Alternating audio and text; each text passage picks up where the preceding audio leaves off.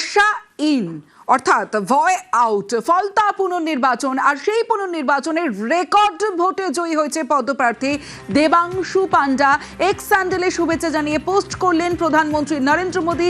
কি লিখলেন এক্স স্যান্ডেলে জানাবে আমার সঙ্গে আবির রয়েছে। আবির, দেখো, তিনি ফলতা নির্বাচনে জেতার জন্য তিনি তাদের প্রার্থী দেবাংশু পান্ডাকে তিনি অভিনন্দন জানিয়েছেন।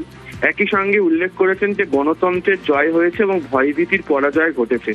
তিনি উল্লেখ করেছেন যে বিজেপির প্রতি পশ্চিমবঙ্গের মানুষের অটল আস্থার এই প্রতিফলন আজকে নির্বাচনের ফলে দেখা গেছে এবং পশ্চিমবঙ্গের সরকার বিভিন্ন ক্ষেত্রে যে অসাধারণ কাজ করে চলেছে সেটা মানুষের নজর এড়ায়নি।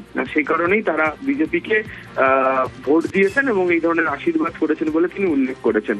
এবং যারা এই নির্বাচনের জন্য এবং গোটা রাজ্য জুড়ে বিজেপির যে সমস্ত কার্যকর্তা যারা রয়েছেন তারা যে কাজ করছেন তাকেও তিনি সাধুবাদ জানিয়েছেন এবং তিনি উল্লেখও করেছেন আগামী দিনগুলোতে রাজ্যের অগ্রগতির লক্ষ্যে তারা নিরলসভাবে কাজ করে যাবেন।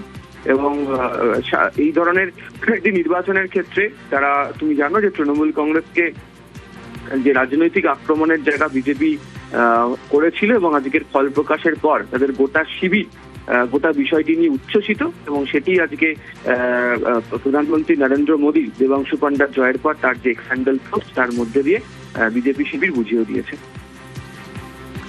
বেশ, ফলতা পুনর্নির্বাচনের রেকর্ড ভোটে জয়ী পদপ্রার্থী দেবাংশু পান্ডা এক্স হ্যান্ডেলে শুভেচ্ছা জানিয়ে পোস্ট করলেন প্রধানমন্ত্রী নরেন্দ্র মোদী।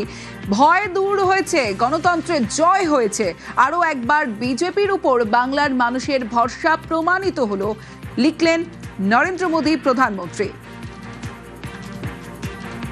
গণতন্ত্রের জয়, ভয়ভীতির পরাজয় এক্স স্যান্ডেলে পোস্ট করেছেন প্রধানমন্ত্রী নরেন্দ্র মোদী। কারণ ফলতা পুনর্নির্বাচন আর সেই পুনর্নির্বাচনে ভোটে জয়ী পদপ্রার্থী দেবাংশু পান্ডার রেকর্ড ভোটে জয়ী।